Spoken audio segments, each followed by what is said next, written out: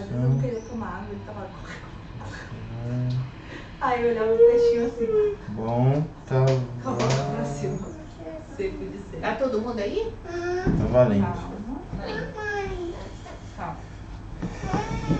Pensando um pouquinho aqui, a gente já sempre apoia um pouco, mas acho que tá valendo. Tem paciência, né? Socorro. Bom, vamos lá. Shalom a todos. Vamos orar então pra gente começar.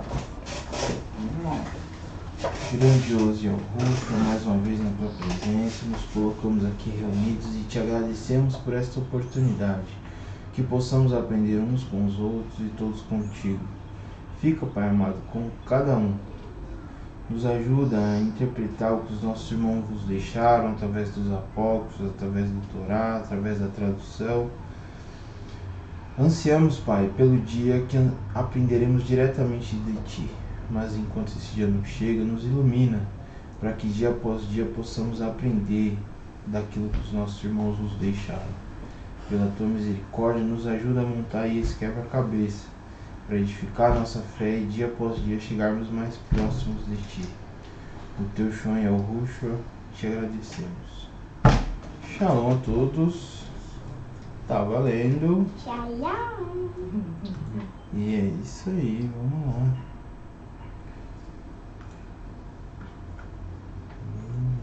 Ó, acabei de aprender um negócio aqui.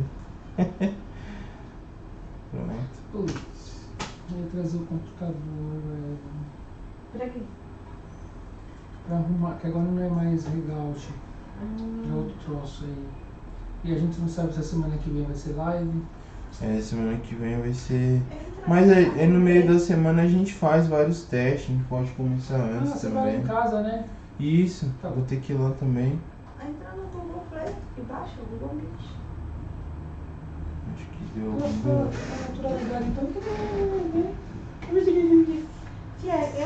A minha idade, eu já tô com 60 anos. O que é Google Play? O que é os amigos? O que é esse negócio aí? Ah, o negócio de baixar o aplicativo do site. Aí você tem que colocar o computador embaixo. Assim. Aí vou jogar. Você tem que pôr o computador embaixo para poder baixar. Não, menino, socorro! Aí ela acredita. Você mandou baixar o computador? Ah, Não. baixa no computador, né? Abaixou o Baixa computador. no computador. Ah, entendi. Abaixa o É a computador. busca de Aí poder. fica- E também você pode ver online, você não precisa Parece que no baixar. Face deu alguma Não, é que eu zica aí. eu ligo o PC na TV. E aí fica andando. Mas. Mesmo assim, Mas você vai tá passando. no computador dele, você põe o filme, parece que não. Bom, tá gravando, depois a gente põe no Face. Dá mesmo. Aqui no outro tá valendo também. Vamos copiar aqui. Tá, só mais um minuto. E esse aqui é do YouTube. Se quiser acompanhar no YouTube, tá lá também. Isso. Maravilha, vamos lá. Bom, irmãos, nós estamos fazendo aí uma revisão, né? Dos estudos que aí a gente já teve, que foi a respeito da criação. Claro que nesse primeiro momento a gente não adentrou em todos os detalhes, mais à frente a gente vai entrar na medida que vocês forem dominando cada vez mais, né? Dentro do Evangelho Secreto existem sim ainda algumas indagações, alguns aspectos mais profundos, como por exemplo a antimatéria, os opostos. A gente vai entrar nesse quesito aí mais à frente. Mas no primeiro princípio a gente está fazendo uma revisão daquilo que a gente já estudou, né? Então, na aula retrasada e na passada nós relembramos, falando do antepassado, né? Que é o incognoscível. Falamos da sua diferenciação, que é Yalvo, que é Barbelo, não é isso? Essa diferenciação, por sua vez, possui 5 naturezas, 5 expressões, na qual, para facilitar, nós chamamos de 5 elementos, porque essas 5 naturezas é o que compõe toda a existência, não é isso? Seja ela densa ou sutil.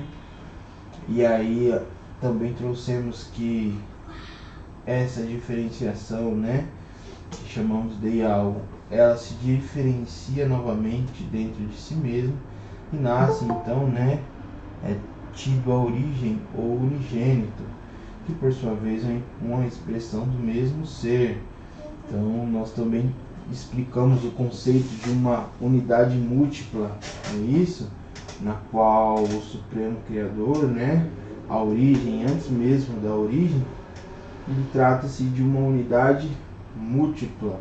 A sua existência, ela coexiste em vários níveis, é isso? De tal maneira que fora dele não existe a palavra existência. Tá quase uma redundância. Não existe a existência. É isso? E aí nós viemos trazendo aqui, né, falando da Tietita. Tá, beleza. Que pode se permitir. Beleza. Tietita está conosco. Shalom, shalom. Shalom. Que bom estar conosco. Vai acompanhando aí, qualquer dúvida é só para a gente, tá ok? Ok.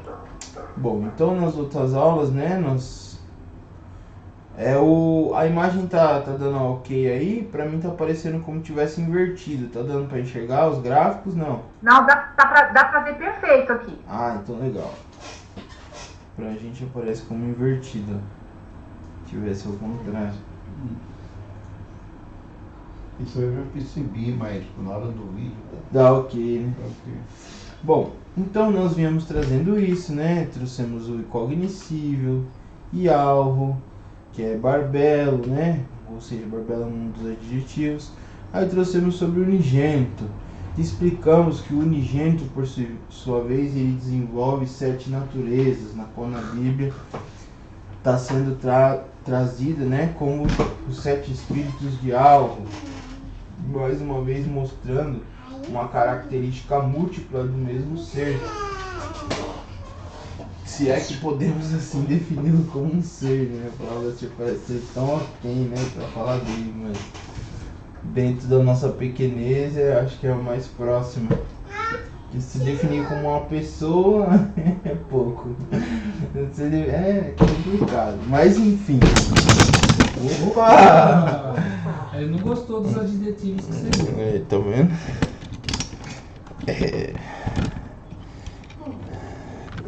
Tava tão bonitinho.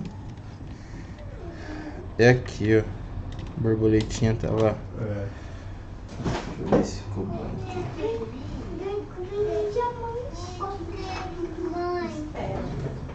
Tá valendo, né? Tá valendo, beleza. Tá dando pra ver. Voltando aqui.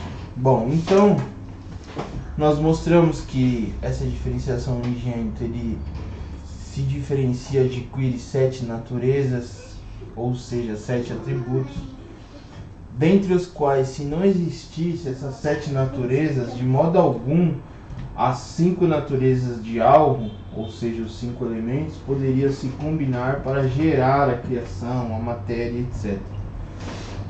E aí trouxemos na aula passada que dentro dessas 7 naturezas, 3 delas são sutis, não é isso? E 4 delas são o que compõe o universo que chamamos de pleroma, um universo superior, o aion superior, como queira. Não é isso? Ou seja, dentro de 4 naturezas dele, né, é que existe toda a matéria no nível sutil, assim digamos.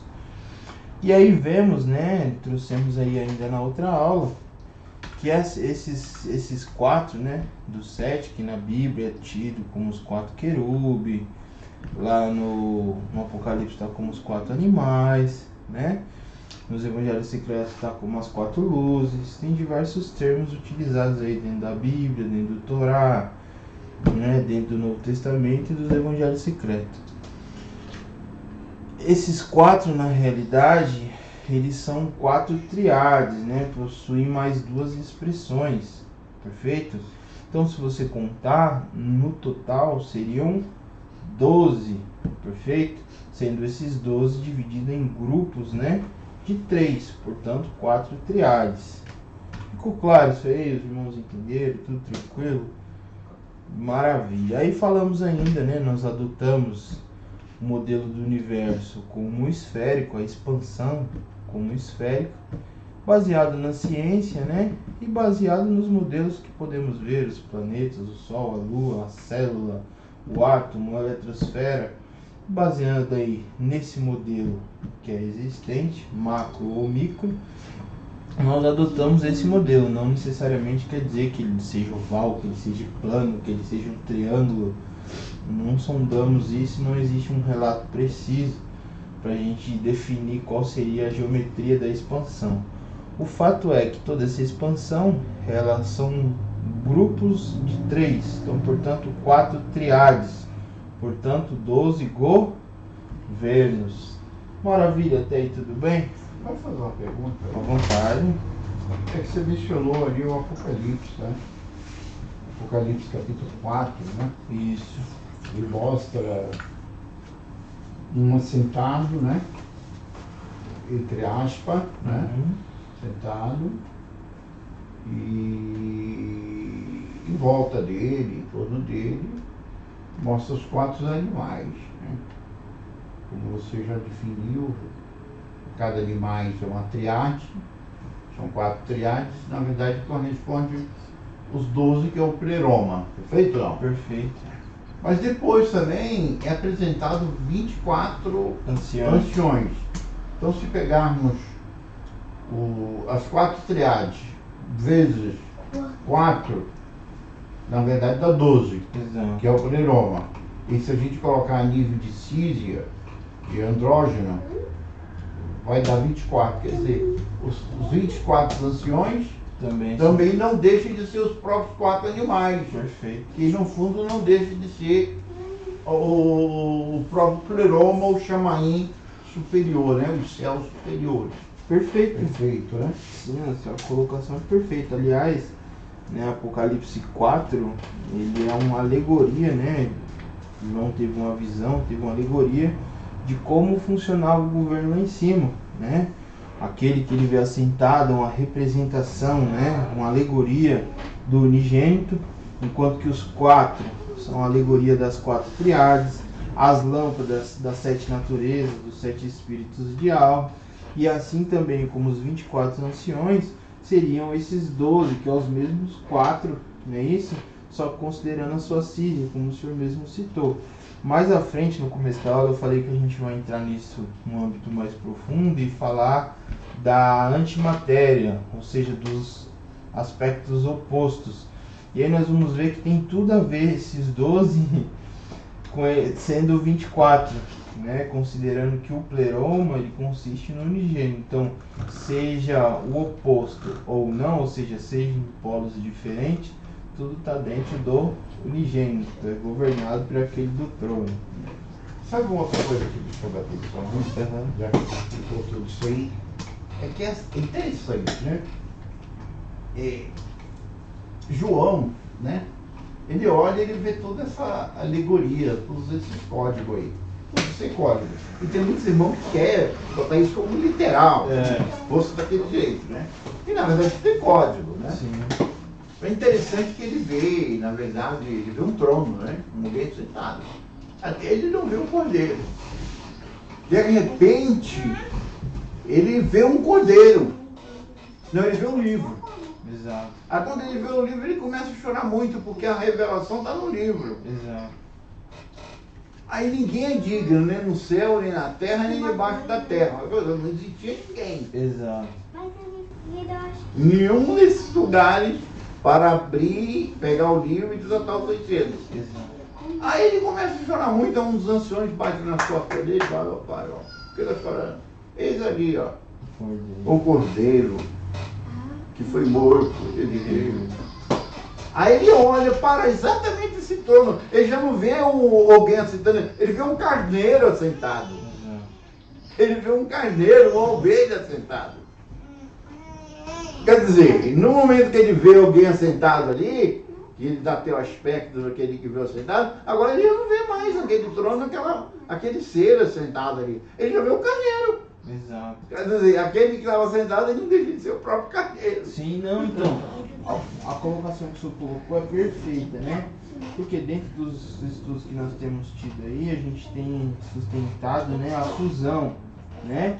E essa passagem representa justamente essa fusão, né? E é mais interessante ainda, chega a ser mais intrigante, que os irmãozinhos que tentam pregar como literal, fica mais difícil ainda, porque veja, ele vê um assentado. Depois, quando chega na hora do pergaminho que ninguém é digno de desatar, fala, ó, eis aí o cordeiro que foi morto e reviveu. E aí diz que esse cordeiro, ele vai até o que estava sentado no trono e senta no trono. E diz que todo o poder agora é dado para aquele... E o cordeiro vai, pega o pergaminho e começa a dizer, mas peraí, o cordeiro tem mão? O cordeiro pode sentar no trono, consegue abrir, ler um livro?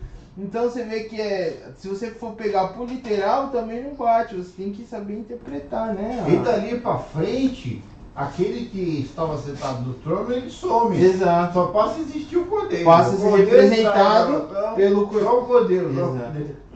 Exatamente. O Defender. irmão chegou pra mim e perguntou pra mim. E o irmão aí, por nome... Esqueci o nome dele. Ele fala muito sobre a mulher, né?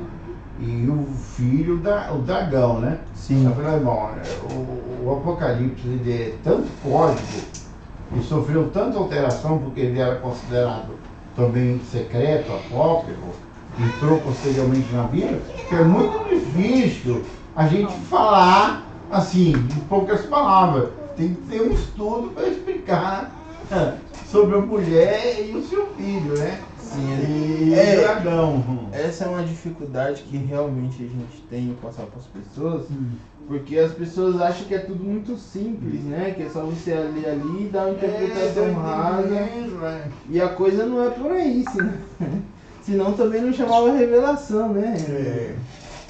Deixaria de ser, né? E aí o que ocorre realmente é isso. O Apocalipse, assim como muitas passagens também, né, no Torá, nos Evangelhos Secretos, carece de você ler com a maior atenção, de compreender. E o mais gostoso disso é que a gente vai vendo que as coisas vão se entrelaçando, né? Por exemplo, lá atrás nós falamos de uma fusão. Lá em Apocalipse a gente já vê essa alegoria encaixando, né, explicando. Aí nós falamos ali dos 7 espíritos, a gente vai ver falando lá das 7 lâmpadas que representam os 7 espíritos de Al. E quem é que é o portador dessa lâmpada? Aquele que está no trono, ou seja, o unigênito. Aí vê a gente falando dos animais, falando que na verdade, né, esses 4 na verdade são um pleroma. Você vê que ele está em volta do trono, o trono representa o reino. Então de fato, né, o reino está dividido dentro desses 4. Então você vê que as coisas começam aí a... Esses 4 formam 24, que seriam os mesmos 12, não é isso? Então você vê que a coisa começa aí a se encaixar. Certo. Perfeito? E aí tá aqui as referências, vocês já tem aí esse gráfico, né? Ou esse arquivo, se eu não me engano, já pus no grupo, se precisar eu ponho de novo, sem nenhum problema. E maravilha. Bom, aí nós viemos explicando sobre, né, as 4 triades. E aí trouxemos aí na aula passada, né, todo um esclarecimento a respeito de Samael, né, de uma dessas 12 triades, no caso Piscis Sophia, que é uma, né, das triades de Elelith, da quarta luz, ou do Ogdoad, vai depender se você vai contar de cima para baixo, você vai contar de baixo para cima, né? Uma das triades aí do Ogdoad, no caso Piscis Sophia, teve um conflito interno. E Você sabe o que é Ogdoad? Boa, deixa eu te responder. Não, posso falar? Pode. É uma palavra grega. Significa oitavo. Em português, oitavo. Isso. Se você falar em grego, Agdoad. Agdoad, em grego, koiné. Porém, em português, oitavo. Ou seja, se você contar daqui para cima, ela é o oitavo. Se contar daqui para cima, o sétimo é de Sabaote. A partir de 1 acima de Sabaote, que é o oitavo, começa o pleroma, que é esse Agdoad. Exato, sim. Agdoad. Que no fundo é esse que trouxe todo o drama aí de Sabaote. Exato. Também não deixa de ser de Sabaote também, né? Sim, e o que Também. ocorre é o seguinte, quando você fala quando você fala Ogdoad, você não está falando de uma característica, você está falando da triade inteira. Quando você fala Nonakad, né, você está falando de Devatar inteiro. De Dedakad, é Dekakad, se não me engano. Você está falando ali da triade inteira de Oriel, e assim vai. Aí no caso, entendeu? Aí você contando de baixo para cima. Aí fala de 3, né? Isso. Quer dizer, né? Se fala, o próprio nome Agdoad, apesar de ser oitavo, mas Dentro, na interpretação dos irmãos, é que começa no oitavo e vai o quê? Nono, décimo. Aí, Isso não, assim ó, por exemplo, quando você fala Ogdoad, você já está falando no conjunto desses 3. Exato. E quando você fala Nonakad, aí você está falando nesse conjunto desses. Por exemplo, quando fala que Paulo foi arrebatado até o terceiro céu. Se você for contar como luz, né, como primeiro, então, primeira triade, segunda triade, terceira triade. Ele foi 9, as palavras. No 10º. Ele só não foi até o 11º. Porque na verdade ele foi até o 10º, né? Isso. Primeiro, segundo, entendi. Você contando de baixo pra cima, entendeu?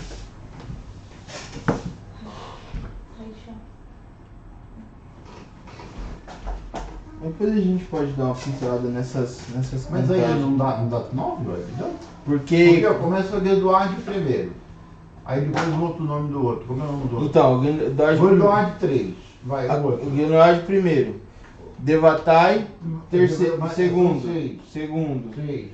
E o Orioel, Na verdade, o terceiro. terceiro. Isso, agora vamos fazer a contagem ao contrário. 6 aqui. Perfeito? 7 Sabaote. Certo?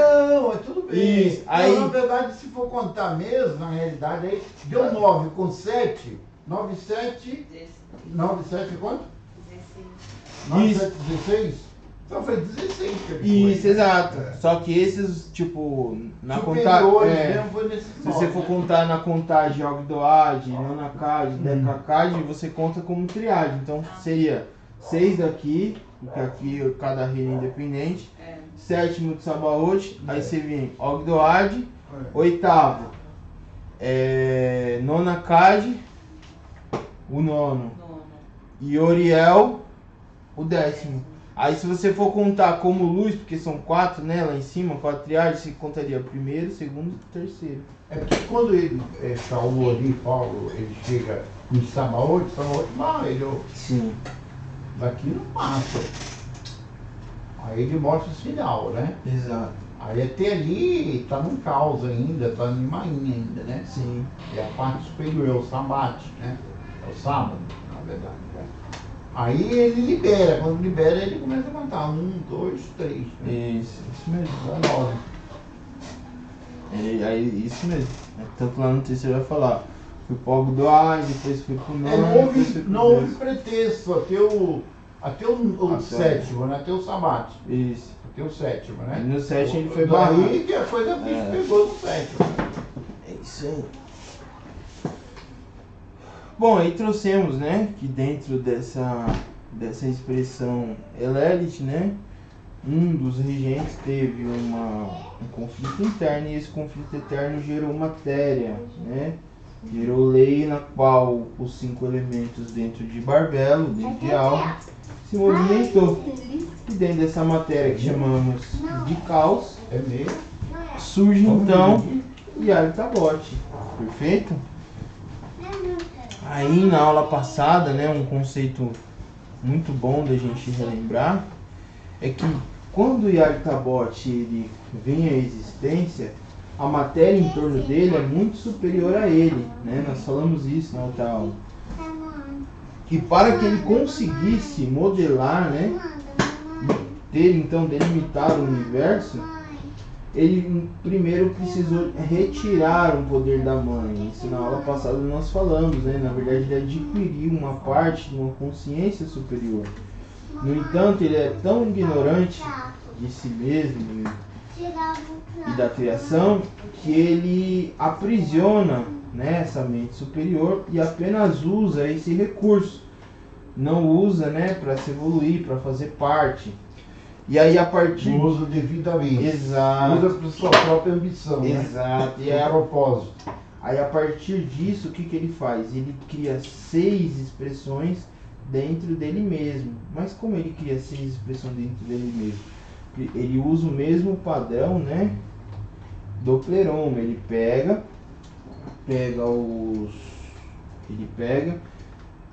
se divide em 12, não é isso? Emana os 12 arcontes e nomeia 7, porque ele não tem em si esses 7 princípios. Então ele faz como se fosse um rascunho mesmo, né, para tentar seguir o padrão do pleroma. Ele faz uma adaptação aí. E aí então ele cria esse universo inferior em 6 expressões. No entanto, essas 6 expressões, a gente trouxe até aqui na aula passada, né? Chega a ser como uma matrix, chega a ser uma ilusão, porque está dentro dele mesmo. Pois a real existência só existe a partir da 7ª. E na 7ª nem ele mesmo conseguia, né, se expressar. Portanto, ele criou 6 planos dentro de si mesmo. Perfeito?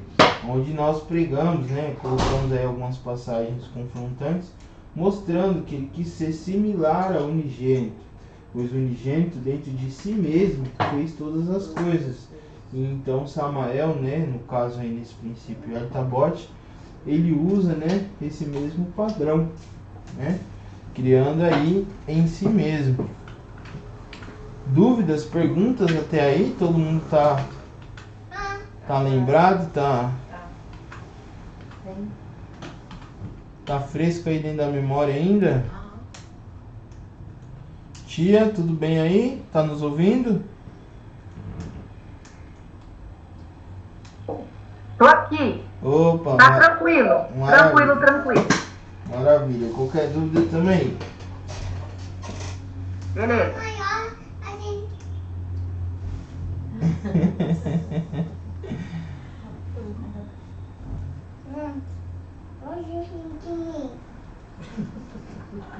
Bom, só para relembrar, né, e a gente não perder aí parte do conceito. Então vamos ler aqui o trecho, tá no Gnóstico do Bem-Aventurado, lá no Sabedoria de Arrucho também tem. E tem outras passagens aí, mas vamos ler essa em específico, que vai deixar bem claro a respeito da criação, só pra gente marcar legal. Então, isso aí lá no pleroma, tá? Depois isso aqui foi espelhado aqui no caos. Então os 12 poderes a qual eu acabei de discutir consentiram um com o outro, 6 machos e 6 fêmeas foram revelados, de modo que existem 72 poderes. Cada um dos 72 revelou 5 poderes espirituais, que juntos são 360 poderes. A união de todos eles é vontade. Quando aqueles que eu discuti apareceram, o unigênito, seu pai, logo criou 12 Aions para serem acompanhados pelos 12 anjos. Em cada Aion havia 6 céus. Então existem 72 céus dos 72 poderes que apareceram dele. E cada um dos céus havia 5 firmamentos. Então existem no total 360 firmamentos dos 360 poderes que surgiram deles. Quando os firmamentos estavam completos, eram chamados 360 céus, de acordo com o nome de cada um.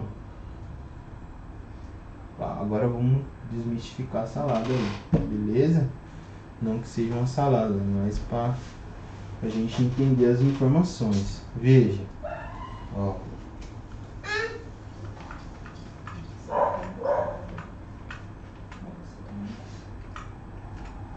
O unigênito, né, cria 4, dentro desses 4 triados, então são 12, certo? Se a gente contar aqui, 12. No entanto, esses 12, né, possuem 6 expressões. Isso é como se existisse 6 universos, um dentro do outro. Então, se você fizer 12, 72. No entanto, né, a matéria ela vai variando em cada um desses aspectos. Então, se você multiplicar, você vai chegar no número 360 estados da matéria. Então, existem 360 possibilidades de combinação da matéria dentro desses 6 planos.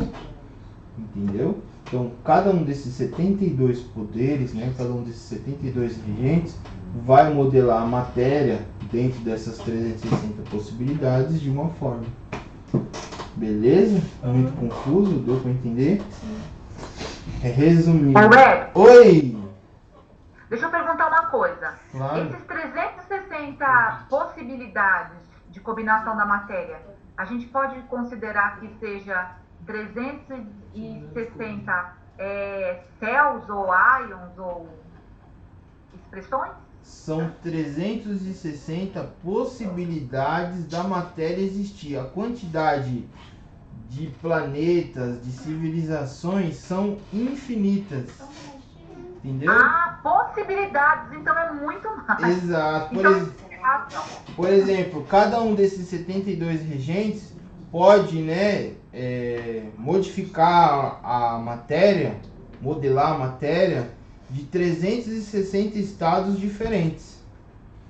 nossa! Entendeu? Então veja, por exemplo, vamos dar um exemplo aqui, vai, desse universo aqui, porque é o que mais fácil da gente entender, vai, visualizar na cabeça. Imagina que hoje nós estamos perto de 3 trilhões de galáxias, de acordo com a ciência, né? Ok. Estamos próximos disso. Imagina que esses 3 trilhões de galáxias estão divididos, né, em 12 regiões. Então, cada um dos 12 controla milhares de galáxias, uma porção dessas galáxias, correto? Significa que dentro aí dessas 12 divisões das galáxias existentes, a matéria vai se combinar de forma diferente. Por exemplo, o fogo que nós temos aqui na Terra, por esse regente, vai ser diferente do fogo, né, de outra galáxia, de outro regente, por exemplo, entendeu? Vamos falar mais cientificamente. A vida aqui, né, neste planeta, é baseada no carbono, na molécula do carbono. Em outro planeta, talvez, né, a vida, né, as células, as moléculas, seja baseada no hidrogênio, por exemplo. Entendi. Entendeu? Entendi. E aí por aí vai. Esse aspecto a gente está falando no macro, né? Mas no micro também, essas 360 variações é mais no micro do que no macro. Entendeu ou não? Entendi, ficou claro. Captar É aí? muito, assim, mensurável, muita coisa. Exato. Na casa do meu pai há muitas Morada. Wesley, Oi. o texto, às vezes, perde o foco um pouco. Demora mais ou menos assim uns 30, 40 segundos e começa a perder o foco. Depois volta de novo. Não sei se no YouTube vai estar assim. Certo. Poxa, depois vou tentar aprender como corrigir isso. No momento eu ainda não sei nem imaginar qual seja o problema. Na definição aqui eu coloquei na máxima.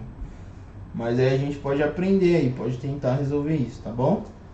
Ok. Peço desculpa aí a senhora e a todos que estiver vendo. Tá dando pra acompanhar. Beleza.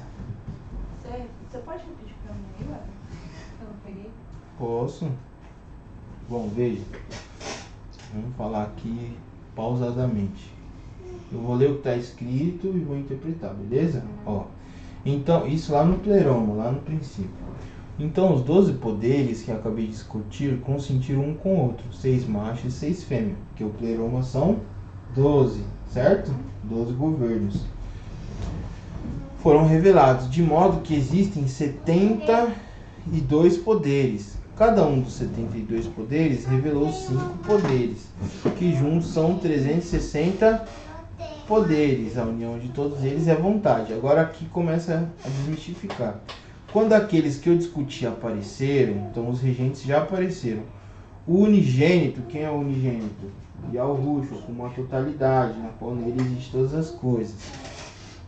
Logo criou 12 íons para acompanhar os 12 anjos. Então, íons você pode entender como uma dimensão, como você pode entender como um reino, um governo, certo? Então existem 12 regiões na qual cada um desses 12 governa. Beleza? Até aí? para serem acompanhados pelos 12 anjos. Em cada aion havia 6 céus. Então veja, cada um desses 12 governava 6 planos, perfeito? Então se você considerar aí os 6 planos dividido em 12, você tem 72 governos, é como se fossem 72 países, entendeu?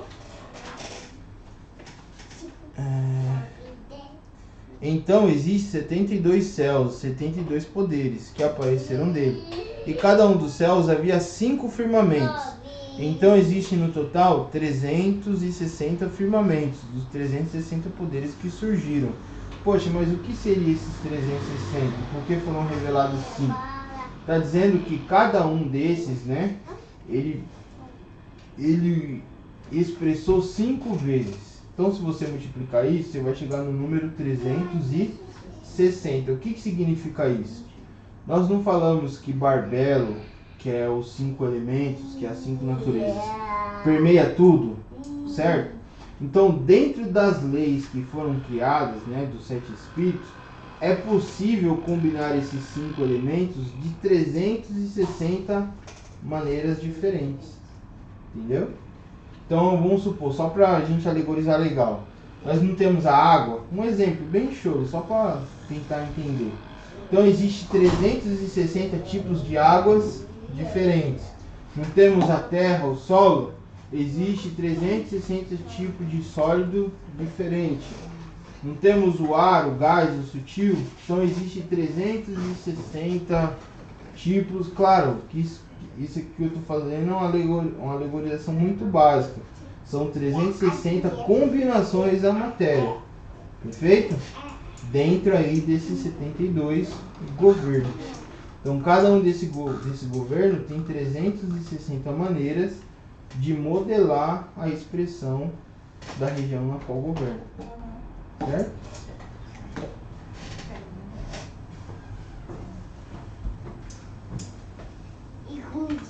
Beleza? Posso seguir?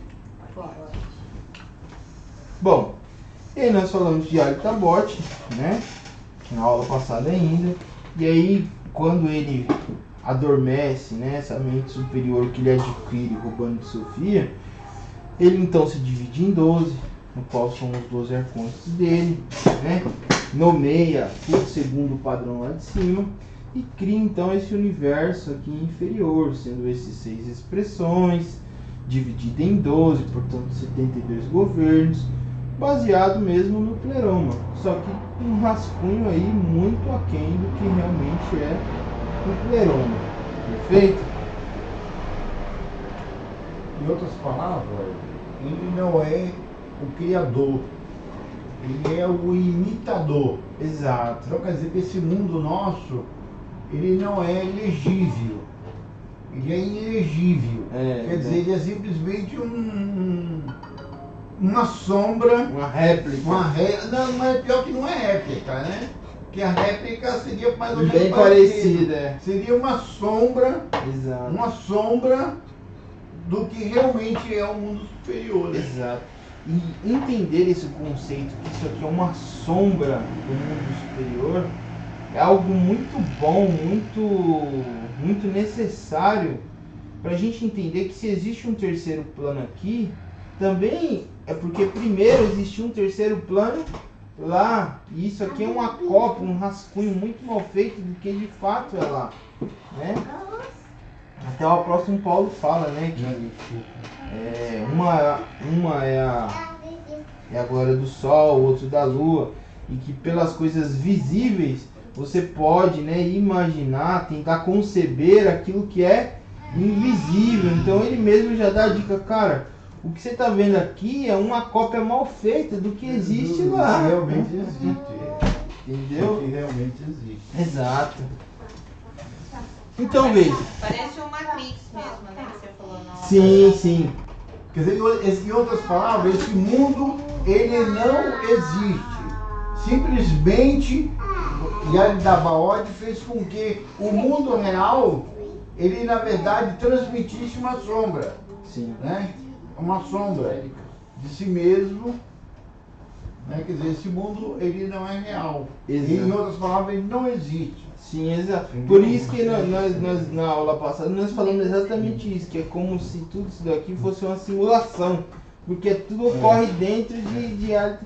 E é muito interessante esse conceito, porque o próprio Augusto chama, né, aqui de mundo dos mortos, né, diz que tinha lá um enterro, aí falou, poxa, né, nós não devemos lá se compadecer, fala, ó, deixa os mortos com os seus mortos. Então colocou aqueles que estavam supostamente vivos na mesma condição daquele que morreu, né? Então veja, é muito interessante aí esses aspectos. Bom, nós estamos aqui falando, né, a respeito do pleroma, e que aqui é uma alegoria não, uma sombra do que de fato realmente é. E muito interessante que nós vamos ver que o que nós estamos pregando aqui, está dentro da Bíblia dos Evangelhos Secretos, também está de maneiras diferentes em outras culturas, né? Nós já lembramos, já trouxemos isso em outros estudos, mas eu vou relembrar vocês aqui de novo, só a título de curiosidade. Depois, se vocês quiserem pesquisar, vocês vão ver que o que nós estamos trazendo aqui a respeito do que é o pleroma, esse mesmo padrão existe também em outras culturas. Então veja, ó, se formos para as outras culturas, né, veremos que este universo inferior de Samael é composto por 4 autoridades, que seriam as 4 triades espirituais. Entre os gregos são chamados de signos fixos, que é o touro, o leão, escorpião e aquário. O leão repetir de novo, aquário, né? Isso. Na mitologia chinesa, são chamados de os 4 deuses celestiais. Antes que alguém me condene aí, tá Yahoo Reis, porque a gente tem um sistema aqui que você transforma, né, os nomes e corrige. E aí tem lá a opção, né, tudo que é Deus a gente colocou como Yahoo. Então como tava deuses, né, aí ficou como Yahoo Reis, mas não tem nada a ver, é deuses, tá? São 4 deuses celestiais, 4 divindades, arcontes, como queira, celestiais. É um erro do nosso corretor. É 4 triades. Isso. Triades divinas. Exato. Porém, a nível de sombra. Exato. E aí, dentre os chineses, eles têm um nome, né? Lá que é o Shiryu, que é o dragão azul, Suzaku, que é uma ave que parece uma fênix, tá aqui. Tem o Genbu, que é uma tartaruga com a cauda de serpente. E o Byakou é um tigre branco. Vocês desculpa aí se eu pronuncio de alguma forma errada, que eu infelizmente não sei chinês, mas a gente tem alguma sabe alguma coisinha da mitologia. Professor. Você tem que ser trilingue. Aprendeu mandarim. Interessante que na mitologia chinesa, cada um desses deuses são situados em conjunto de 7 constelações, associando os 4 ligados aos 7 espíritos, como no padrão do pleroma. Veja, os 4 lá que nós citamos, né? Eles estão ligados a quem? Aos mesmos 7, não é isso? E aqui, se você for ver, cada um desses 4 possui 7 constelações, está em 7 constelações, mostrando como se fosse, né, representando o mesmo padrão. Aí, ó, continua.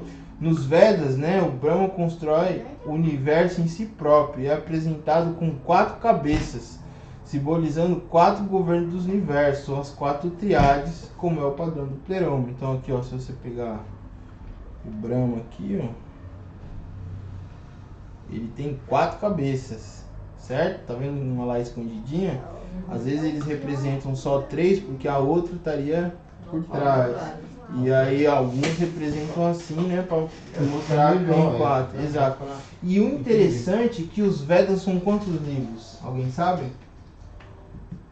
Os Vedas são 4. São 4 livros. Como se fosse 4 governos, um dado por cada 4 triades. Uma dessas triades, entendeu? E aí vai, cara. Se você e ó, quer ver outra coisa mais interessante ainda, que está dentro do assunto, né? Que nós estamos falando da criação, já vamos relembrar os humanos. Lembra que nós falamos que nós estamos na 4ª humanidade? Não é isso? Se você ir lá para... Oi! Depois você manda essa página aí. Mando. Mando sim, eu mando lá no grupo do Zap, pode ser? Ótimo. Maravilha. Tá bom. Eu mando lá, sim. Se você pesquisar lá sobre o Brahma, um interessante que vai falar que, primeiro, né, a primeira esposa dele é Saravasti, né? Aí com o auxílio de Saravasti, ele cria, né? Saravasti, na verdade, é uma parte dele mesmo, né? Ele faz Ele é andróide. Aí ele faz uma proposta para Saravasti e a partir da união dos dois é que nasce todo o universo. Lembra que nós falamos que ele rouba um poder, né, de Sofia, e Sofia, por sua vez, né, rouba esse poder de Sofia e faz com que ele se adormeça, né, essa mente superior. Então, de fato, ele pega Saravasti que é totalmente oposta a ele, né, e aí em um determinado momento ele vai aprisiona Saravasti e ali eles concebem todo o universo. Mas esse não é o mais interessante. O mais interessante é que depois ele tem 4 esposas e com cada uma dessas 4 esposas são um tipo de são de seres diferentes, de diferentes classes, né? E aí nascem então 4 seres humanos diferentes. E aí esses 4 seres humanos diferentes são as 4 castas que existem lá até hoje. Então tem os Brahmanes, que seria a união, né, de Brahma com a gigante, que seria uma raça celestial deles lá. Esses são quem? São os sacerdotes e tal. Aí vem a segunda, né? A segunda humanidade. E aí vem até decair, que é para os trabalhadores, para a casta mais baixa. E tem até hoje mesmo nessa de Exato, exatamente. E se você pegar a história... Eu não sei os nomes, mas tem. Exato, se você pegar, eles vão te trazer isso, que na realidade, porque existe 4 castas? Porque cada um representa uma humanidade diferente, uma mais evoluída. É uma pirâmide dividida em 4. Exato. E a ferrada que ele tá que lá, tá lá embaixo, foi da última. Mas o interessante é o que? Nós já falamos o que? Que existiram 4 humanidades até a nossa atual, não é isso? E cada uma foi mais evoluída do que a outra. No caso, nós somos os mais ferrados. Por assim dizer. Na base, os né? mais prejudicados. Aguentando o peso de tudo. Então você vê que assim, as informações elas se cruzam, mas elas se batem de alegorias em véus diferentes. Mas você vê que as múltiplas culturas contam. Se você ir lá para os Olmecas, para os Incas e Maias, você também vai ver uma história muito parecida, falando de 4 humanidades. Claro, né? Em outras culturas isso tem uma variação, né? Mas se você pegar outras vestiduras, mas isso, se trata do mesmo assunto, Os do Incas, mesmo Maias valor, e né? Azteca, ele também tem esses 4 tem. diferenças. Você vai ver lá o homem do milho, o homem pássaro. Você dá uma pesquisada lá, os Olmecas, Incas e Aztecas. Olmecas seria uma civilização anterior ainda, né? Então veja, como eu estava falando, de modos diferentes, as outras culturas contam essa mesma história. Então dá pra gente partilhar quem está no caminho certo, né? Só que o interessante é que nos Evangelhos Secretos mostra que tudo isso foi uma maneira de escravizar a humanidade. Isso foi algo ruim. Enquanto que nas outras culturas vai falar que isso é normal, isso faz parte, né, do cristianismo, né? O cristianismo mesmo, em geral, tudo isso. Agora, deixa eu fazer uma pergunta dentro desse assunto. É que assim, a gente fala da humanidade, né? A humanidade que conhecemos realmente é esse corpo físico aqui.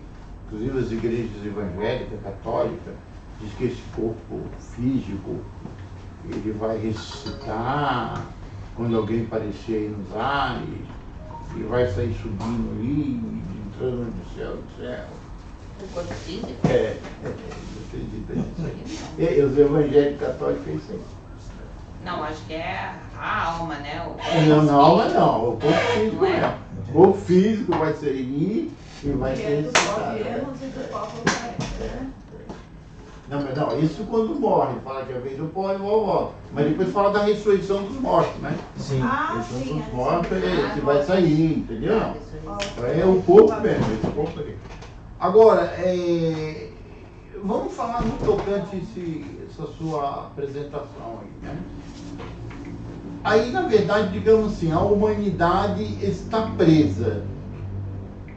Mas parece que existe um humano no nível do sétimo céu que está preso aqui, né?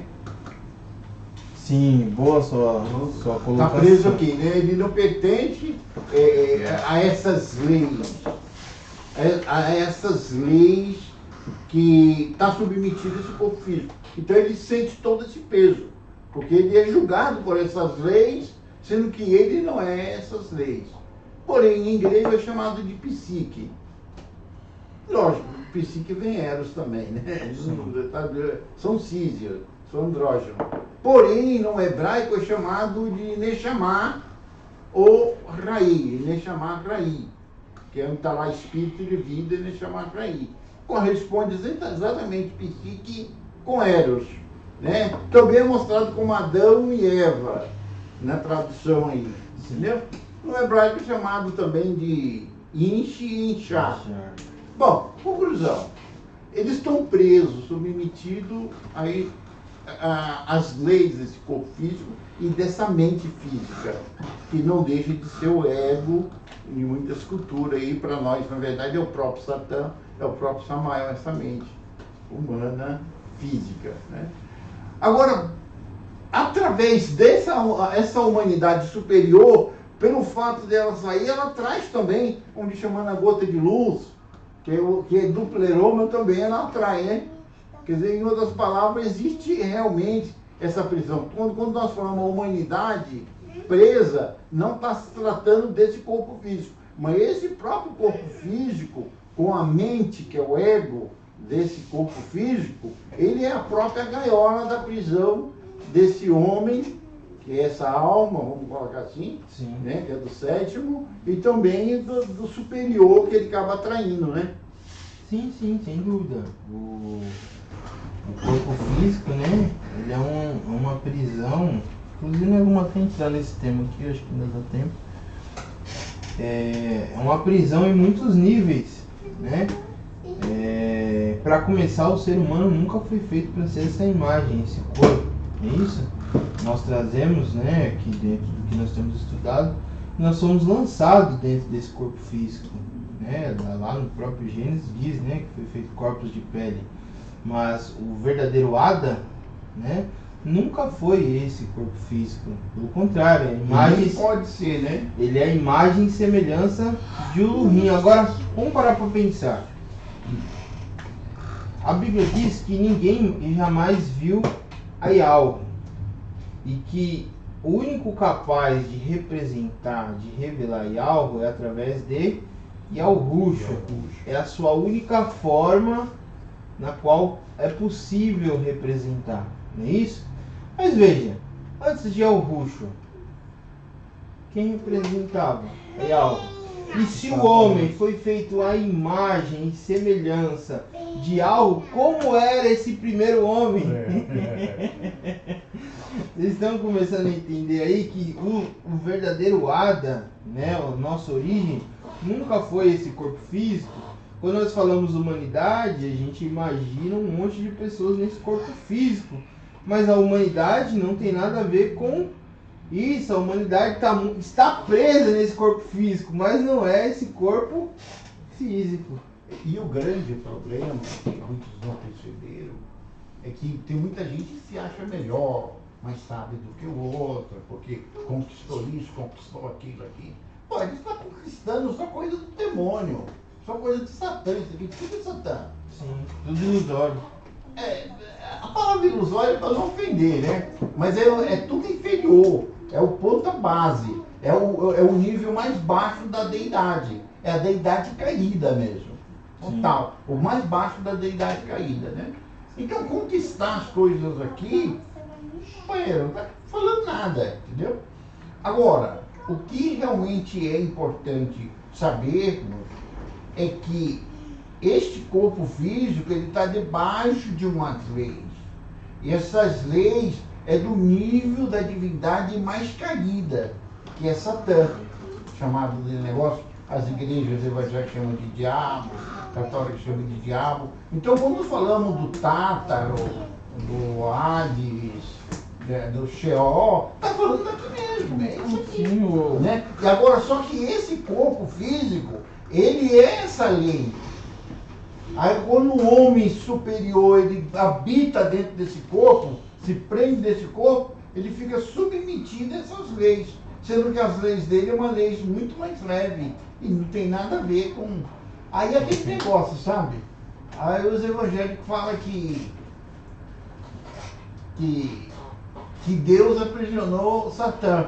Mas aí pelos que mostra tudo, os evangelhos secretos e o próprio Novo Testamento e tudo, é que o próprio Satã, que é esse corpo físico, que talvez não deixe de ser Samael a nível desse universo, aprisionou realmente Deus, ou seja, esse ser divino Elohim, né? sim. Que está aprisionado, né? Sim. Submetido a umas leis que não pertencem a ele. Já pensou, na verdade, por exemplo, o meu verdadeiro ser, né? Que de acordo com Yahushua é Elohim. Agora, ser submetido e julgado pela essa lei tão pobre, tão baixa, que ele é o porto, é complicado, né? Sim. Entendeu? Os níveis de leis é complicado. Sem dúvida, as leis daqui está enquadrada, né? A mente daqui, né? Em outras palavras, o homem não tem como fugir dessas leis. O homem verdadeiro, que é o Elohim, ele não consegue, na verdade, se desligar. Cada hora ele vai se comprometendo mais e vai ficando mais preso. Só Yahushua mesmo, como Salvador, que é o topo de tudo, pode libertar esse verdadeiro homem, essa alma, ou esse Elohim desse corpo físico e de suas reencarnações, né? Sim. Dessas leis. Sim. Aí dentro do... Bom, tem toda uma parte aqui que a gente falou de Ka, Prana, Rei, que essa parte eu vou pular, a gente já viu, né? Vamos entrar logo na humanidade, já que nós já estamos aí nesse aspecto, que eu acho que é mais pertinente. Até para responder ali dentro do assunto.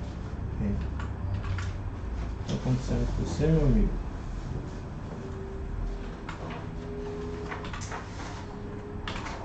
Essa parte que a gente já viu, então vamos pular direto vamos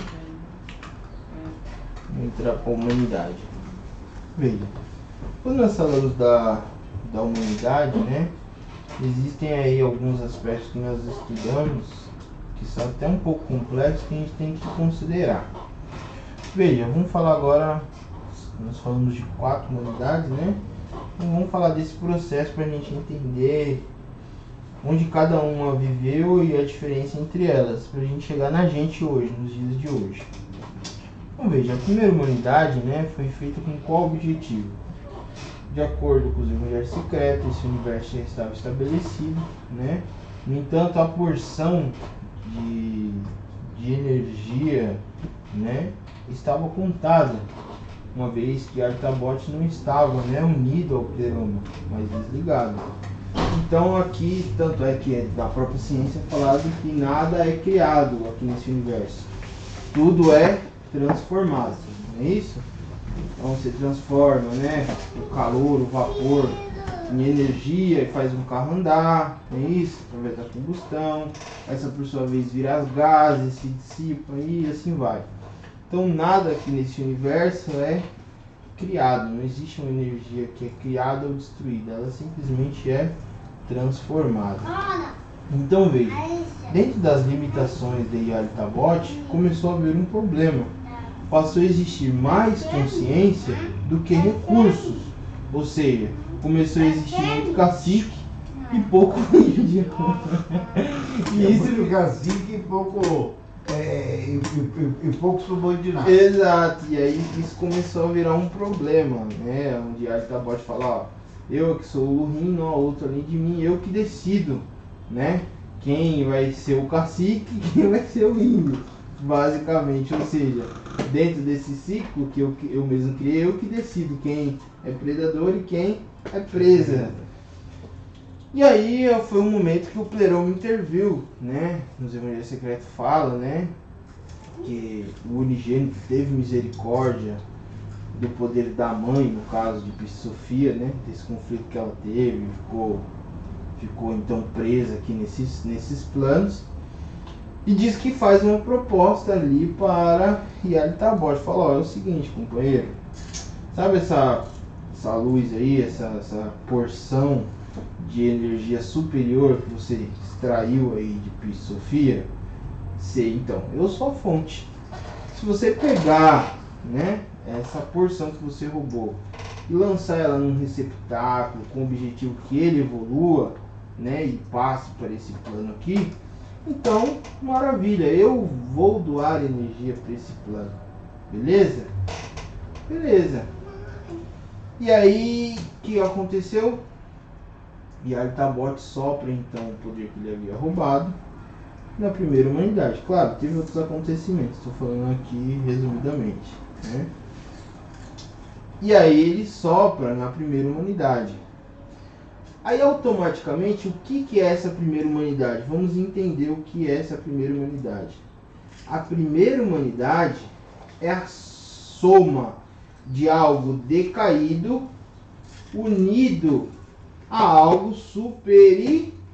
Então, a mente que foi criada imperfeita já se une à mente de tal modo que essa primeira humanidade rapidamente se desligava deste plano. Então veja, é como se uma porção daquilo que foi imperfeito passou agora a ter um nível de salvação, um nível na qual ela podia se aperfeiçoar. Então até aí Yaldabaoth não estava em delito, muito pelo contrário, parte daquilo que ele fez, né, do erro que é ele mesmo, que é a imperfeição, passou agora a se tornar perfeito. Só que a ambição dele foi tão grande que ele falou, poxa, quer dizer que eu não sou perfeito, e agora o que sai de mim se torna perfeito e me supera. Isso não tá legal, não é assim que eu criei esse plano, não é isso que eu criei para esses governos. Então a primeira humanidade, dentro dos evangelhos secretos, é chamado de alma vivente, né? Ou chamado, né, de a primeira câmara nupcial. Por quê? Porque a mente inferior, ela já nascia fundida com essa mente superior. Somente o veículo na qual ela se expressava era inferior. Então rapidamente ela se desprendia para outro veículo. Veículo esse, né? Corpo esse que não era daqui, era do pleroma. Ela ia para outro plano. Exato, rapidamente. Aí Yaldabaoth diz, não, peraí. Vamos mudar isso aí, cara. Não tá dando certo não tô gostando e tal. Aí foi o primeiro crime de Yaldabaoth. Ele pega essa humanidade e coloca agora em um veículo. Antes só tinha um banco. Então quem tivesse que dirigir o carro tinha que sentar no mesmo. Agora não. Existe no mesmo carro, existe dois bancos. Aí vai ficar um fala, vira para a direita, aí o cara vira para a esquerda. Entendeu? Então veja, a segunda humanidade, de acordo com os próprios evangelhos secretos, a gota de luz, essa mente superior, passou a ser uma reflexão tardia. O que é reflexão tardia? É uma reflexão, uma memória, uma informação que ela é atrasada, ela é tardia, ela não é instantânea. Enquanto antes ele pegava e falou, ó, vira para a direita, agora não, ele fala, ó, vira para a direita, aí o fulano vira para a esquerda. Não, rapaz, é a direita. Começou briga interna. Isso, exatamente. Então veja, antes a primeira humanidade já era a própria consciência superior, porque estava fundida, a vontade era única. Era guiada pela superior. Exato. A segunda humanidade, por sua vez, é como se eu tivesse que instruir a Radassa, uma mente superior, por uma mente crua. Ela vai cometer alguns erros, mas eu consigo ainda instruí-la. Perfeito? Então essa é a segunda humanidade. Ela sabe que a instrução correta dela é minha. Mas até ela entender as minhas vontades, os caminhos pela qual ela deve percorrer, ela erra, ela chora, ela se confunde. até o momento que de fato ela vai seguir as minhas instruções. E isso aconteceu com a segunda humanidade.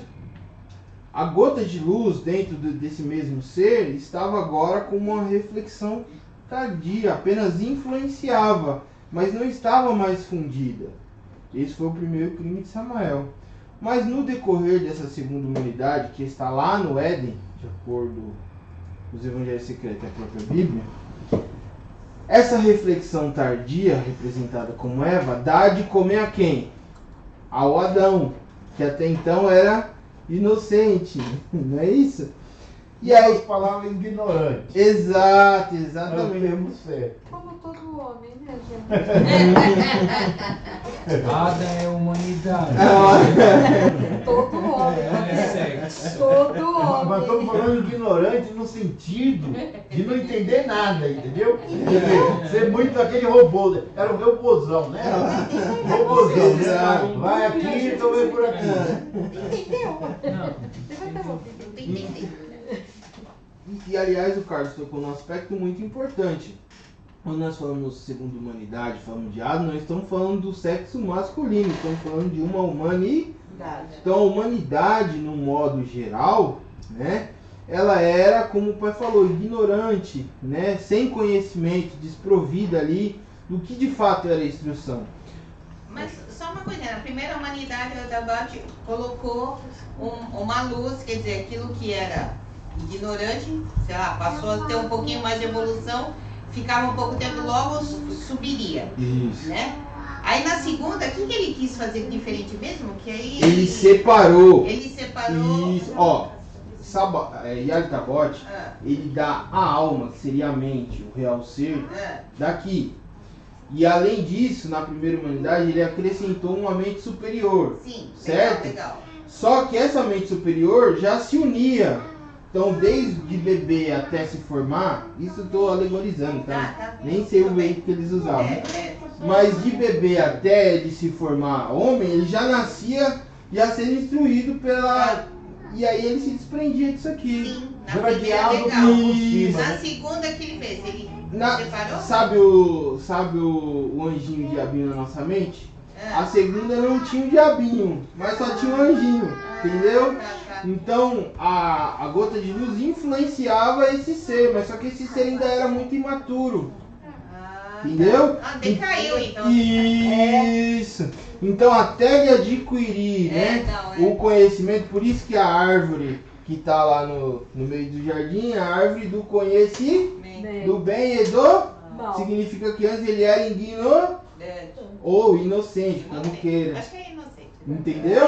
Então essa Eva que dá de comer representa na real a reflexão tardia, representa a gota de luz, essa mente superior.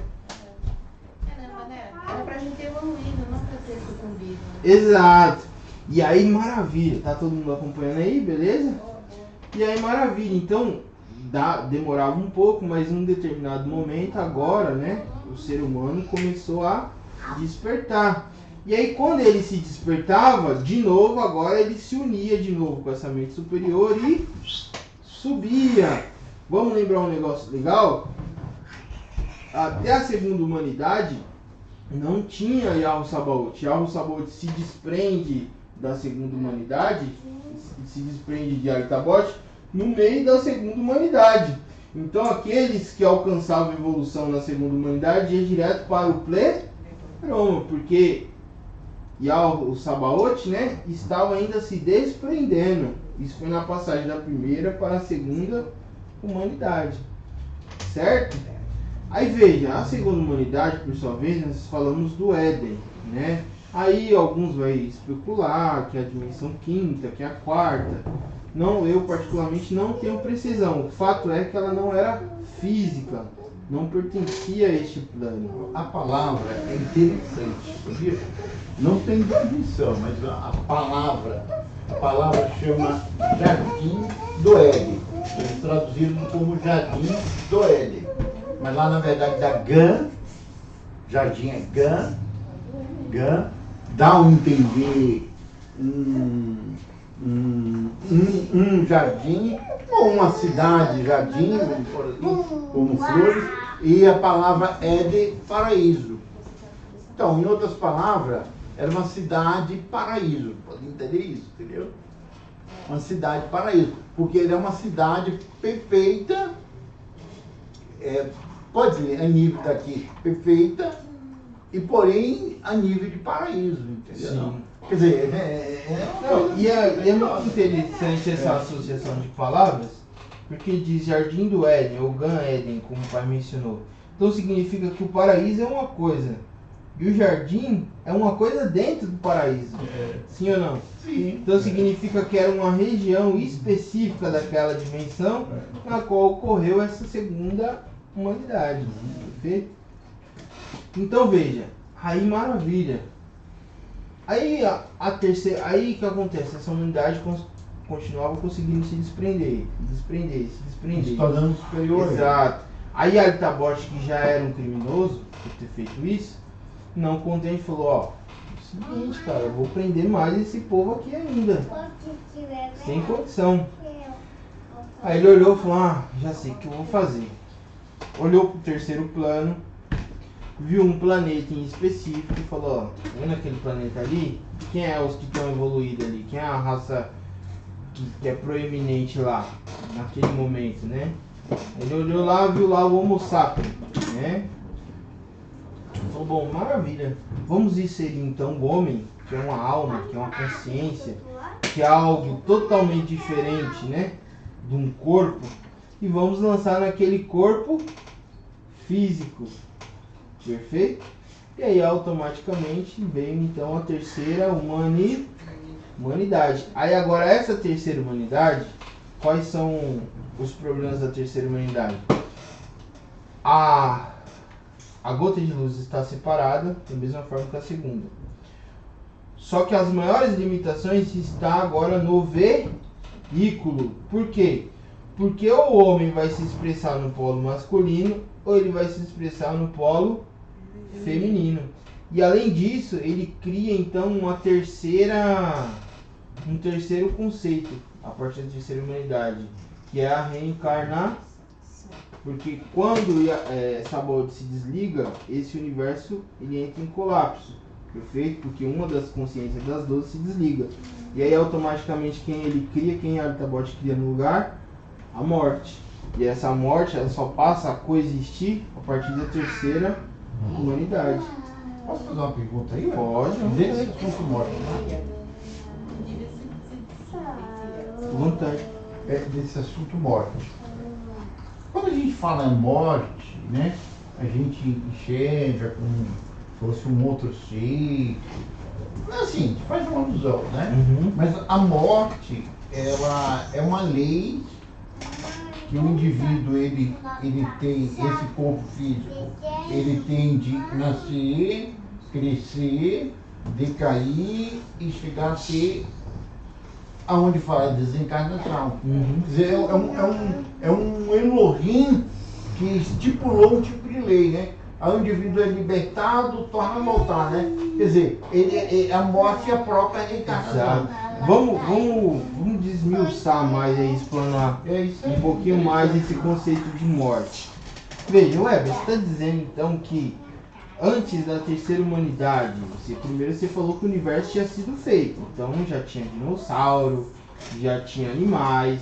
Você está querendo dizer que eles não morriam? Não.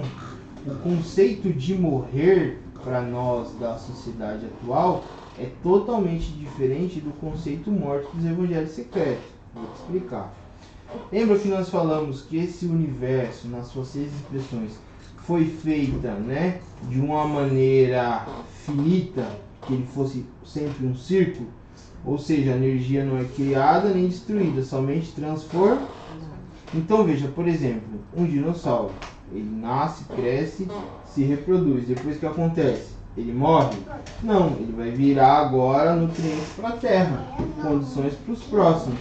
E a consciência desse dinossauro também deixa de se expressar. Ponto. Entendeu? Da mesma forma como ocorre com os veículos, também ocorre com a consciência. Qual o grande diferencial, né, da humanidade? É que a nossa consciência, por ser atrelada a gotas de luz, ela não deixa de existir. Perfeito? Então veja, isso significa o quê? Que as outras, até a segunda humanidade, elas não conheciam a reencarnação. O veículo que eles tinham, né, propunha para ela, condicionava a eles que não morresse, né, que não se desligasse daquele veículo enquanto não se evoluísse. Então podemos dizer que até a segunda humanidade o sistema de troca de veículos, de corpo, era evolutório, certo? No entanto, para as demais criações que não possuíam, né, essa energia externa, o padrão sempre foi o mesmo. Ah, Weber, então o que é essa morte que foi criada? Sendo que aqui os bichos, né, os homo sapiens, os dinossauros, os outros tudo já morriam. Veja, o princípio morte que nós falamos é no sentido, nos aspectos psicológicos, no sentido de penitência. A partir do momento da terceira humanidade, quando esse ser humano ele deixava esse corpo físico, a sua alma, junto com a sua gota de luz, se expressava nos outros planos, e agora ela tinha leis pela qual ela tinha que responder, como é nos dias de hoje. Então veja, na natureza que nós temos, né, a gente, a lei que permeia, né, esse universo é a lei da semeadura. O que você planta, você colhe. E isso não se dava diferente. Só que a morte, né, esse arconte morte, na verdade ele cria princípios pelo qual o ser humano vai ficar sempre em dívida. Nós não falamos dos 7 pecados capitais. Na verdade, os 7 pecados capitais, de acordo com os evangelhos secretos, são os 7 atributos da morte. Então, esses 7 atributos da morte são leis pelo qual a humanidade foi submetida para ser escravizada dentro desse sistema de reencarnação. É interessante esse valor. Porque assim, vamos falar dos 7 pecados capitais, tá? Sim. Aqui tem um Carlos. Vou usar o Carlos, tem um Carlos. Mas nós nascemos iguais. Perfeito. Criança, tal, não tinha nenhum plano. Mas de repente eu tenho que ser maior do que o Carlos. Eu tenho que ter mais do que o Carlos. Eu tenho que multiplicar muito mais do que o Carlos. Eu tenho que fazer com que o Carlos seja meu escravo. Esse é um dos pecados capitais. Exato. É um dos pecados capitais. Quer dizer, E a ganância. Em outras palavras, a ganância, a usúria, né? Tá ligado, né? Então, na verdade, eu vou ser maior do que o Carlos. E, de fato, eu ponho o Carlos lá embaixo e eu fico cá em cima. Então, isso, para a humanidade, eu sou um homem de grande sucesso. Porque eu cheguei ao ponto de botar o Carlos tamanho de uma formiga. E eu fiquei um gigante. Mas isso não deixa de ser a própria morte trabalhando fortemente em mim. Perfeito. Quer dizer, quanto mais conquistamos nesse mundo, mais a morte tem influência sobre nós. É isso? Sim, basicamente, se você considerar que a morte... Não, eu entendi, mas eu também não acho que a gente é influenciado. Eu acho que a partir do momento que a gente tem a nossa mente, a nossa evolução, acho que é participe de cada ser humano. Eu acho que a gente não é assim diretamente influenciado. Nós temos os 7 pecados capitais, que já foi falado. Mas eu acho que cada mente, como a gente evolui diferentemente, não por castas, né? A gente é uma parte de uma casta, mas diferentemente a gente tem uma evolução diferente para cada cabeça, para cada ser. Eu acho que essa evolução nossa chegou a um ponto tal que começa a despertar essas coisas. Mas assim, eu não acho que a gente Mas tocado. Deixa eu só dar uma pincelada aí pra ser desse jeito. para vocês entenderem aí ainda mais o conceito. Vai vendo. O que diz lá em Gênesis, se eu não me engano, capítulo 3 ou 4, se eu não me engano é o 3. Aquele que ferir Caim 7 vezes será ferido. Aquele que ferir Lameque será 70 vezes 7 será castigado. Beleza, vamos entender o que isso significa? Se a gente ler lá, eu posso até procurar aqui daqui a pouco para a gente falar da morte. Se a gente olhar a morte, nós vamos ver que desse arconte da morte surge primeiramente 7 princípios. Perfeito? Depois esses 7 princípios, que seriam os pecados capitais, se multiplicam 70 vezes 7, que a conta dá acho que 400 e lá vai. Né? Então veja, todos esses conceitos na verdade são leis que existem dentro de nós. Lembra que nós falamos que para toda ação existe uma reação? Então tudo que você faz aqui nesse plano, seja de bom ou seja de ruim, tem uma lei te regendo. No exemplo em específico que o pai colocou, de que ele tem que ser melhor, do que a sociedade, né, influencia ele para que ele seja melhor, seja pobre, tem uma visão pobre, assim, né? de ser melhor do que o outro. Isso já existe uma lei, né, dentro da sociedade, inclusive em nós. E essa lei, exato. e essa lei, por sua vez, ela é inferior, fazendo com que você se prenda às coisas daqui. E uma vez que você se prende às coisas daqui, você está no jugo dessa lei inferior. Você não conheceu a Ruxa, faleceu. Quais aspectos irão te cobrar? Essas leis inferiores. Por exemplo, você foi um Buda, já cheguei aí. Você foi um Buda, uma pessoa caridoso, e piriri pororó. Quando você morrer, em Samael mesmo, já são outras leis que vão te julgar pelas suas próprias atitudes, porque dentro daqui existe esses dois polos. Mas mesmo assim... Oi, tia. Então, eu tô ouvindo vocês comentarem ali, e eu cheguei na seguinte conclusão, né? A gente encarnado aqui, nós trazemos medos, né? E qual o medo? Os principais medos, que muitas vezes trazem os 7 pecados capitais.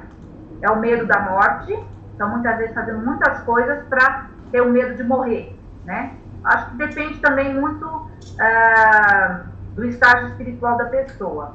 Também o outro medo, o medo do abandono, né? De estar abandonado, sozinho, largado, porque nós somos seres sociais, isso também é trazido para a gente. E o medo da dor. Eu penso assim, que esses 3 medos, eles acarretam, muitas vezes, muitas práticas negativas dos seres humanos, né? Que muitas vezes não tem o discernimento ainda, questão do espiritual. E mesmo até aqueles que temos, nós que estamos aqui despertando espiritual, ainda somos muito tocados por essas questões. Exato. Olha, a senhora acabou de falar de um princípio, né? Se a senhora parar para pensar, a senhora trouxe 3 aspectos diferentes, ambos relacionados ao medo. E dentro dos evangelhos secretos, uma dessas leis inferiores mais necessárias, ainda coloca assim, é o quê? O medo. E esse medo, por sua vez, tem as suas vertentes. E a maneira com qual a gente conduz essa lei dentro de nós mesmos é que vai nos penalizar ou não diante do universo, desse plano aqui. Perfeito? Só que o medo não está relacionado aos 7 pecados capitais. Isso é um meio de defesa nosso. Não, sim. Os 7 capitais, por exemplo, o que nós falamos da riqueza, a riqueza ela é muito bonita. Mas a desgraça que a riqueza traz é o próprio inferno. Porque, olha, vamos fazer um cálculo. No mundo, nós temos 5% rico, 95% miserável. E menos de 1% é o dono do mundo. Esses caras que é o dono do mundo, não vou nem falar dos 5%. Eu vou falar de 1%, que é o dono do mundo. Olha a desgraça que ele está trazendo, botando pessoas debaixo da ponte, crianças morrendo de fome. Por quê? Porque eles pegaram tudo para si. Entendeu? E, na verdade, esqueceu de dividir. E Yahushua, ele veio para dividirmos. E Yahushua disse, Pai, que eles sejam um em nós, assim como eu sou um em ti. Então, Yahushua vem trazer a unidade, a igualdade. né? Enquanto, na verdade, essa lei aí chamada morte, esse Elohim chamado morte, ele, na verdade, veio trazer o quê? Ele veio trazer uma desigualdade ao ponto de trazer o inferno. Quando eu estou falando inferno, tem muita gente vivendo já o inferno aqui. Boa. Vamos lá. Quem está lá em cima está no céu e quem está cá embaixo está no inferno. Então existe o céu e o inferno aqui mesmo nesse mundo. E a gente luta para a gente não ficar dentro desse inferno. Né? A gente que somos pobres, a gente luta para não ser o topo do inferno. Mas queira ou não queira, estamos dentro do inferno também. Mas não deixa de ser também o medo do abandono, né? Não, tá? sim. Assim, acaba assim, eu entendo, mas acaba incluindo também essa questão. A gente luta para pertencer a alguma sociedade, a um grupo social, uma casta ou uma classe, né? Também não deixa de ser o medo aí envolvido, né? Não, assim, ó, veja, todos os aspectos, né, todos os aspectos que existe dentro aqui desse plano são necessários, inclusive o da morte. Por exemplo, deixa eu dar um exemplo aqui. Deixa eu ler o texto que é mais fácil, peraí. Para ficar mais claro, para vocês tentar entender o que eu estou querendo dizer. Ó, tá dando para enxergar aí? Tá, né? Vou dar um zoom aqui.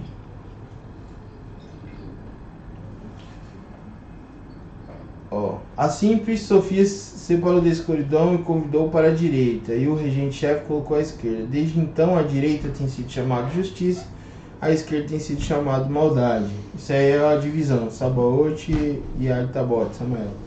Devido a isso, todos eles receberam um reino de justiça e outro de injustiça, e rege sobre as suas criações. Aqui é a diferença aqui do caos, que está dividido, né? Portanto, quando o regente-chefe, ou seja, Artabote, viu seu filho Sabaote e a glória que ele estava, e percebeu que ele era maior de todas as autoridades do caos, ele o invejou. E tendo ficado raivoso, ele gerou morte através de sua dor. E a morte foi estabelecida a partir do 6º céu, pois Sabaote havia sido arrebatado de lá. E então o número das 6 autoridades do caos foi alcançado. A morte, então, sendo andrógena, combinou-se com a sua própria natureza e deu à luz 7 filhos andrógenos. Estes são o nome dos machos: inveja, ira, lágrimas, pesar, sofrimento, lamentação e choro amargo. Se você parar para pensar, tem coisas aqui que se repetem. E tem coisas aqui que faz parte do nosso próprio organismo, né? Por exemplo, se eu falar aqui lágrimas, quem aqui nunca chorou? E esse é um processo biológico, sim ou não? Sim. Por diversos motivos. Por exemplo, dor. Tem a dor sentimental, tem a dor física. Ao mesmo tempo que a dor sentimental, né, ela mina, né, os seus aspectos psicológicos, a dor física é necessária, porque se você pega em algo que é danoso, né, por exemplo, uma coisa quente vai te queimar, essa sensibilidade você vai tirar a mão, não é isso? No entanto, dependendo do nível da dor, aconteceu um acidente, do nível da dor, você pode chegar inclusive a falecer, né, pelo nível da dor que você está sentindo, a desmaiar, e assim vai. Então veja, o que eu estou tentando dizer para vocês, que quando nós falamos do arconte morte, nós estamos falando de uma seriedade de conceitos, de seriedade de leis que existe dentro de nós mesmos. Não apenas os 7 pecados capitais, como é ensinado pela Igreja Católica, e que até alguns aspectos é ensinado pela própria Bíblia, né? Se você pegar a origem dos 7 pecados capitais, você vai chegar lá na Igreja Católica. Se você pegar dentro do judaísmo, né, que é que podemos dizer assim, o judaísmo, você vai ver que a gama se estende a muito mais do que isso. E que esses aspectos, na realidade, embora não sejam negativos, faz parte desse plano. Por exemplo, sem dor seria para uma pessoa aqui algo complicado de se viver. Você estaria se machucando e não estaria sentindo, né? Existem pessoas com essa... Tem pessoas assim. que tem esse problema biológico até. Acabam sofrendo mais do que Exato, exatamente. Por exemplo, ali nós lemos ali ira. Poxa, mas o próprio Yahushua diz, filhinhos, ireis, mas não pequeis. Então veja, tem vários aspectos, né, vários níveis de ira na qual a gente pode alcançar. E isso pode ser ruim ou bom. Vai depender da situação. Então a gente lidar todos os dias se depara com essas leis. E aí, voltando ainda dentro do assunto, a terceira humanidade passou, né, a operar, a ter esses aspectos dessa vida, negativos daqui. Entendeu? Eu vou falar do pensamento evangélico atual. Apesar que o pensamento evangélico, algumas décadas atrás, era bem diferente. Mas é atual. É todas, nenhuma mudou. Quem é, para eles, a pessoa abençoada por Deus? Por Deus é aquele que se mune de muitos bens financeiro. Todo mundo fala, olha, Deus é bom porque Deus me deu isso, me deu aquilo, me deu aquilo, me deu aquilo. Às vezes se gaba na mulher, o homem se gaba na mulher, a mulher se gaba no homem. Enfim, então Deus, infelizmente, é isso. E isso é um dos 7 pecados capitais. O Deus que está sendo anunciado nas igrejas católicas é um dos 7 pecados capitais, tanto mostrado pela igreja católica, como pela filosofia, como teosofia.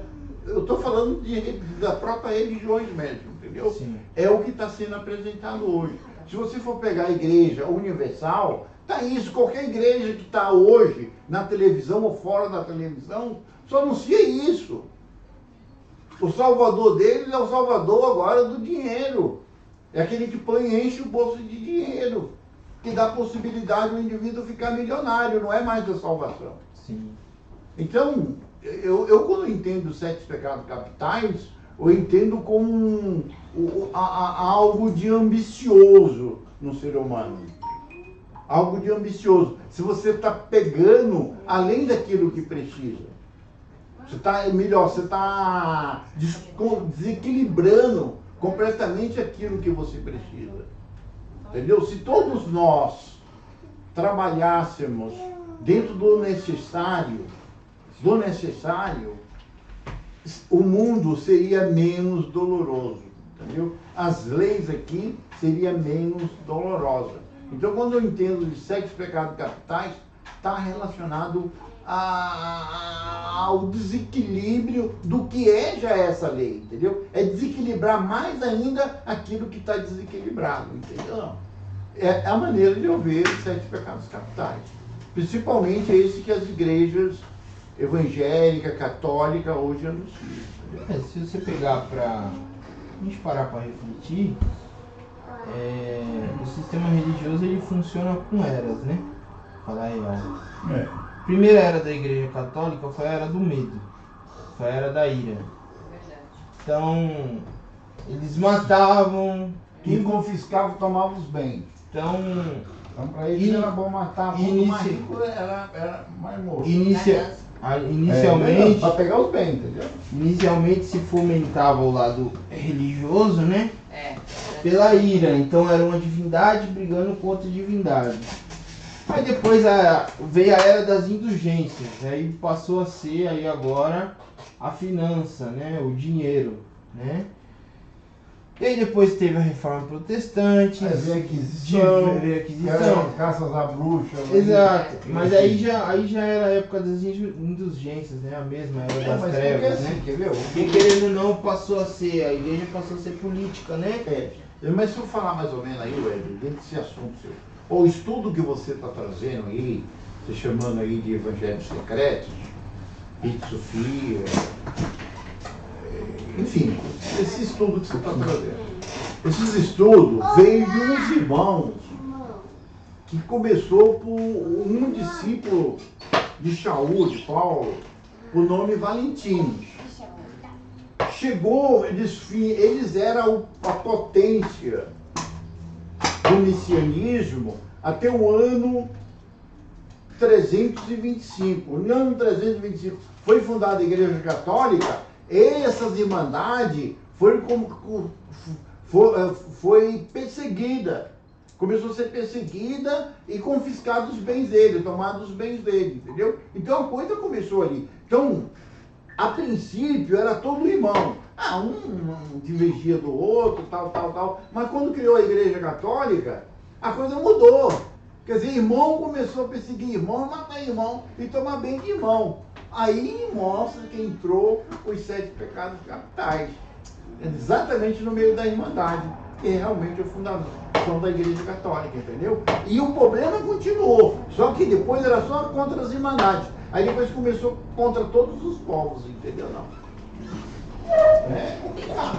Sim, tá certo. Então, e se você parar para ver, são marcados por eras, né? Aí em determinado momento ali do protestantismo, a coisa deixou de ser financeira para ser ideológica. Se você não aceitasse, você ia para o inferno. Teve ali os protestantes que foram para as Américas, enquanto em contrapartida a Igreja Católica descobriu aqui o Brasil, não é isso? E aí por meio da força, não é isso? Não tinha nada a ver com valores, até porque era inviável. O preço de sangue, né? Às vezes falar força é uma palavra bem branda, por meio do sangue. Exato. Então veja, já são outros aspectos, não é exclusivamente financeiro. Eu particularmente alcancei uma época, né, dentro da minha geração ainda, em que nas igrejas evangélicas, nem todos, né, uma parte muito pequena é que acreditava nessa teoria da prosperidade. Eu alcancei alguns momentos aí ainda em que o pensamento do povo era diferente. Mas os líderes eram sempre bilionários, né? Aí que acontece. Era a classe menor. Mas você vê sempre foram bilionários. A quantidade, né, de pessoas, de distribuição era diferente, né? Você vai na Igreja Universal, tem quase mais pastor do que membro. Sim. Mais obreiro do que membro. E naquela época a coisa era diferente, mas você vê que a coisa vai evoluindo, então meio que é marcado. Só um negocinho da Universal para eu falar. Eu estava na igreja Pentecostal Unida. Aí tinha um pastor José Carlos.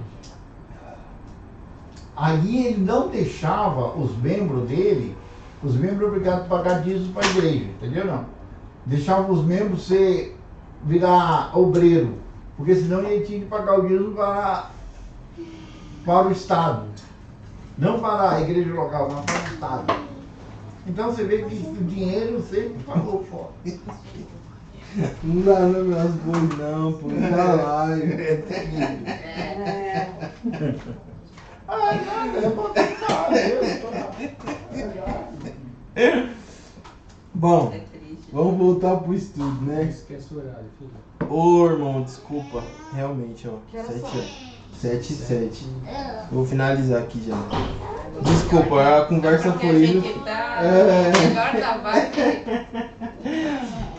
A conversa foi indo.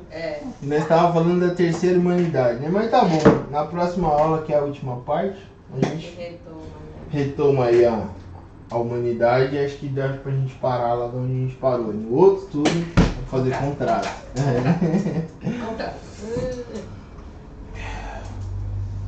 Beleza, tia? Alguma consideração aí? Quer falar alguma coisa? O irmão Claudio tá com a gente. Weber? Oi. Tranquilo, achei interessante, legal, esse assunto que deu uma caminhadinha, eu achei interessante também, porque é bom a gente falar a respeito disso, né? Sim, sem dúvida. É muito bom. Então a gente acha que na aula que vem a gente consegue fazer essa revisão aí. E finalizar essa revisão e aí a gente pega firme. Se houver algum tema em específico que alguém queira, né? Que esmiúce melhor, sem nenhum problema a gente volta e faz tudo aí o que for necessário até que todos cheguem a um entendimento. Tá bom? Vamos orar então, agradecer? Grandioso Yahushua, mais uma vez diante da tua presença, eu te louvo e te agradeço por estarmos aqui reunidos. Fica conosco, guarda cada um e pela tua misericórdia, Pai, expande os nossos limites, os nossos horizontes, que possamos aprender uns com os outros e todos contigo. Muito obrigado por todos que estão aqui conosco em comunhão. Ajude a todos que visualizarem aí esse vídeo, que possa despertar algo e essa pessoa possa ir evoluir, chegar mais perto de ti, e assim nós te louvamos e te agradecemos. Shalom a todos, irmãos. Obrigado. Tchauzinho, Pati. Tchau, Pati. E aí, como você está?